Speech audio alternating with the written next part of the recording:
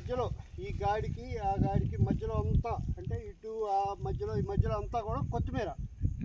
Okay. కొత్తిమీర plus ఈ అంచులు ఉన్నాయి కదండి, ఈ గాడికి అటు ఇటు అంచులు ఉన్నాయి కదా, ఈ అంచు అన్నమాట టమాటో కట్టి పైకి వేలాడేస్తాం.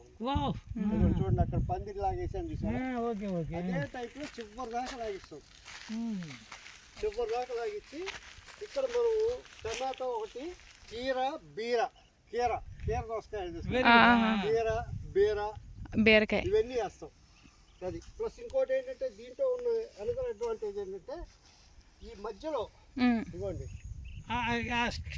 పోలికి మధ్యలో ఈ మధ్యలో ఈ అక్కడక్కడ ఇవి జిఐ పైప్స్ పాతి దాని మీద ఇట్లా చిన్న ఇది పెట్టి పీవీసీ పైప్స్ ఉన్నాయి చూసారు పెద్దవి. అవునండి, అవును. పీవీసీ పైప్స్ లో ఈ మట్టిలో క్యారెట్ పెరగదు, క్యారెట్ బీట్రూట్ పెరగదు. Okay okay.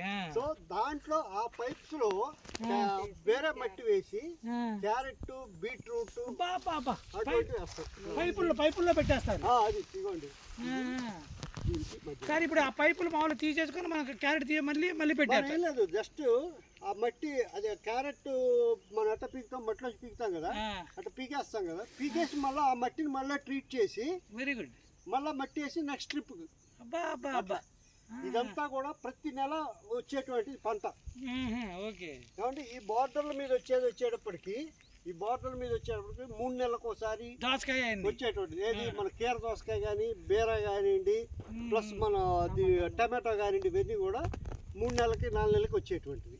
కాబట్టి ఈ మధ్యలో క్యారెట్ అది వచ్చేటప్పటికి ఒక ఫస్ట్ 3-4 పంటలు తీసిన తర్వాత మనం వేస్తాం.